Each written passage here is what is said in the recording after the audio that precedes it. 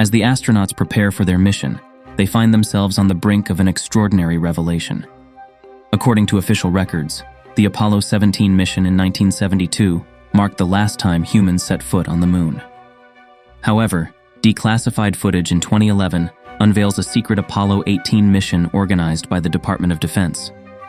The footage begins with interviews of the 3 astronauts involved: John Gray, Nathan Walker, and Ben Anderson. They discuss the classified nature of their mission, emphasizing that they aren't permitted to disclose any details to their families. The objective of the mission is to deliver a special machine, the PSD-5, which the astronauts believe to be an early missile detection system that the US government wants on the moon before the Russians. Additionally, they are tasked with collecting more moon rock samples, a puzzling assignment considering the substantial amount already brought back to Earth by previous missions. The narrative then shifts to the 3 astronauts settling into their rocket, anticipating the launch that will take them on this clandestine lunar mission. They marvel at the Earth's breathtaking view from space, gearing up for their lunar landing. John will remain aboard the spacecraft, maintaining its orbit, while Nathan and Ben venture down to the moon's surface. Their mission involves spending 2 nights on the lunar terrain. Following a successful landing, John conveys his best wishes over the radio, and Nathan and Ben, armed with handheld cameras, commence documenting their lunar expedition. They playfully engage with the mission, setting up cameras near the American flag at the lander's location. Amid their activities, Nathan and Ben encounter a hiccup when setting up the PSD-5. A peculiar interference disrupts both video and audio transmissions, accompanied by fluctuations in the lander's power. Concerned, Nathan contacts Mission Control for assistance. Despite the glitch, they press on, driving a rover to the designated PSD-5 setup site. Alongside the necessary preparations, they capture additional footage and gather moon rock samples. Ben notes the unusual texture of one rock, and camera footage reveals a rock near a crater moving on its own, unbeknownst to the astronauts. Once again, the audio and visual streams are plagued by interference, piquing Nathan's curiosity about its origin. The astronauts return to the lander, deposit the moon rock samples into a container, and call it a night. As they slumber, unsettling sounds, loud shrieks, clicks, and scratches echo over the radio, jolting them awake. Concerned, they inquire with Mission Control if this could be linked to interference from the PSD-5. Mission Control pledges to consult the Department of Defense for insights. Despite the eerie interruption, the astronauts manage to return to sleep. While they rest, the lander's internal camera captures yet another moon rock moving independently. Startled, the astronauts wake up, preparing for another lunar day. John alerts them that he'll be orbiting the moon's other side, leading to a temporary radio blackout. Undeterred, Nathan and Ben proceed with breakfast. During the meal, Ben discovers one of the carefully bagged rock samples from the previous day now inexplicably on the lander's floor. Perplexed, they repackage it. The following day, Nathan and Ben embark on their mission to activate the PSD-5. However, en route to the PSD-5 location, contact with Mission Control is abruptly lost. Nathan assumes the radio glitch is a temporary hiccup in the communication systems, but as time passes, the radio remains silent. At the PSD-5 location, Ben's discovery of unfamiliar footprints raises concerns. Attempts to report this to Mission Control or John yield no response, prompting the duo to trail the perplexing prints. The circular pattern of the footprints hints at disorientation, possibly from oxygen deprivation. Their pursuit leads them to an unexpected find, an additional lunar module, clearly Russian. Bewildered by the unanticipated presence of Russian cosmonauts, they approach the distressed lander. Alarming signs become evident. The Russian flag is down, and the interior is in disarray, as if ravaged by some unknown force. Nathan examines the basic life support systems, finding them seemingly intact. However, his anxiety grows as he discovers bloodied uniforms and first aid kits inside. Outside, Ben notices the footprints disappearing into a dark crater, prompting him to investigate.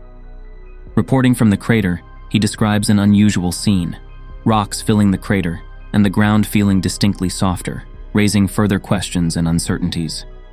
As Ben is about to ascend to the surface, he stumbles upon the decaying body of a Russian cosmonaut. Disturbed, he pulls the body up for examination. The cosmonaut's broken helmet and a rip in the spacesuit catch Ben's attention. When he reaches inside to investigate, the cosmonaut suddenly jolts, startling both astronauts. A further exploration reveals a rock inside the suit, intensifying their unease. With oxygen running low, they reluctantly decide to return to the lander. Back at the lander, Nathan contacts Mission Control, questioning them about the Russian mission. Mission Control asserts that no manned Russian missions have occurred since 1969. Nathan insists it can't be a coincidence, demanding to speak with the Department of Defense, revealing the mission's classified nature. While awaiting their arrival, Nathan and Ben contemplate the possibility of deception by the Department of Defense. As they sleep, a strong interference disrupts the exterior video camera, coinciding with a jolt felt inside the lander. Nathan is awakened by his falling helmet, and upon inspecting outside, he finds nothing amiss. Ben awakens to discover the disappearance of the flag they placed outside. His theory involves another Russian cosmonaut, suggesting a violent encounter. However, John, having returned and re-established contact, dismisses this theory. According to him, the presumed assailant would have needed an impossible amount of oxygen to roam the moon for 12 hours. Nathan, in conversation with a Department of Defense representative, learns that while they suspected a Russian mission, there was no confirmation. The intel suggests a lone Russian cosmonaut, debunking Ben's theory. The astronauts, perplexed but with a mission to conclude, decide to seek further answers upon their return. As they prepare to launch, a piercing shriek reverberates through the radio. Hastening the countdown, an unseen force knocks down and drags the outside camera. A massive jolt follows, causing a loss of communication and oxygen leakage. Nathan initially attributes it to a meteorite strike, but no debris is found. Upon inspection, Nathan discovers the rover tipped over, logging an extraterrestrial life report. Ben, unaware, questions Nathan, who reveals non-human footprints and shredded marks resembling claws on the lander's side. The flag shares the same fate. Nathan writes the rover, attempting to contact Mission Control or John. Frustratingly, communication fails. Suddenly, Nathan reports movement and screams. Camera footage reveals a spider-like creature inside Nathan's helmet. With urgency, Ben rushes to Nathan's aid, finding him on the lunar surface, barely breathing, and air escaping from his damaged suit. Ben manages to bring Nathan back to the lander, barely restoring pressure in time to save him. Despite John and Mission Control's attempts to establish communication, all efforts fail. Once Nathan stabilizes, Ben queries him about the incident. Nathan, with a straight face, claims he tripped and broke his helmet, conflicting with Ben's memory of Nathan shouting about something moving in his suit. As Ben inspects Nathan, he discovers bleeding through the suit. Nathan casually dismisses the earlier claim. However, when Ben notices Nathan's bleeding, he uncovers a sizable wound on Nathan's stomach. Feeling something hard inside, Ben uses a medical instrument to extract the object, revealing it to be a moon rock sample. Shocked, Ben observes the rock while Nathan, paranoid, smashes it with a hammer. Ben theorizes that the PSD-5 machine might not be for missile detection, but instead emits a signal attracting the creatures present. Nathan, deducing a larger conspiracy, realizes they were observed as guinea pigs for a mission exploring these known creatures. Determined, they decide to dismantle the PSD-5. On reaching the site, they find the machine already destroyed, surrounded by alien footprints. As Nathan undresses, Ben notices the infection in his wound, spreading rapidly. Communication is partially restored, enough for them to hear Mission Control, but not to send a message back. Despite Mission Control's assurances of rescue efforts, Nathan, skeptical, tells Ben the infection is worsening. Aware of the risk, Nathan insists that Ben must leave him behind for the sake of Earth's safety. As Nathan's condition deteriorates, his mental state falters. He documents his descent into madness, filming himself and eerily capturing Ben as he sleeps. A spider-like alien infiltrates the lander, further agitating Nathan, who destroys all the cameras, refusing to let the Department of Defense witness his demise. John desperately tries to reach them, knowing that he will soon lose communication.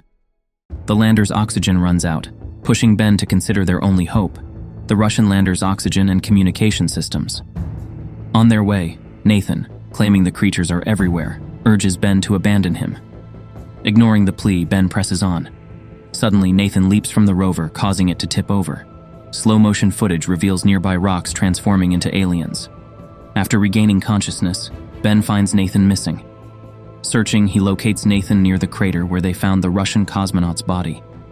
Once more, Nathan implores Ben to leave, but Ben, refusing to abandon his comrade, stays steadfast.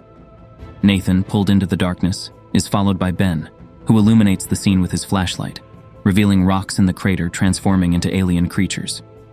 Realizing the peril, Ben, driven by common sense, decides to run, leaving Nathan behind. Ben reaches the Russian lander, activating all systems and establishing communication with the Russian agency. Patched through to the Secretary of Defense, Ben learns that they've decided not to bring him back, fearing potential infection. Despite Ben's protests, the Secretary remains resolute, claiming they cannot risk it. Desperate, Ben mentions his family, but the Secretary coldly states they'll inform them of his heroic sacrifice. Accepting his fate, Ben spends his final hours listening to a recording of his son's voice. Just then, John establishes contact, defying the Secretary's orders, vowing to bring Ben home. Guided by John, Ben prepares to launch the lander. As Ben is on the verge of liftoff, a severely sick and deranged Nathan returns, hammering at the lander's window. However, before he can breach the glass, his helmet is filled with alien creatures that tear him apart. Ben launches, defying the Secretary's orders, and John receives a message, ordering him not to rescue Ben. The Secretary warns John that rescuing Ben will result in his exclusion from Earth. Undeterred, John chooses to defy the message. As Ben enters orbit, he realizes the Russian lander is filled with alien-infested moon rocks. The creatures attack, infecting Ben, causing him to lose control of the lander. It crashes into John's ship, resulting in the deaths of both astronauts. Official reports attribute the deaths to training exercises, concealing the true nature of the lunar events. At the footage's end, a message reveals that 840 pounds of moon rocks from Apollo missions were brought back, many gifted to foreign dignitaries. Numerous of these gifts went missing, and the mystery surrounding the vanished moon rocks persists.